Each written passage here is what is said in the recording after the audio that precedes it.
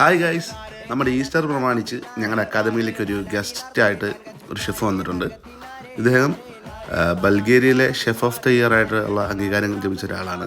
അപ്പോൾ അദ്ദേഹത്തിൻ്റെ ഒരു ഫിഷ് വെച്ചിട്ടുള്ള ഒരു ഡിഷാണ് നമ്മളിവിടെ ചെയ്യുന്നത്. സോ ബാക്കി വീഡിയോ നിങ്ങൾ തന്നെ കണ്ടു നോക്കും.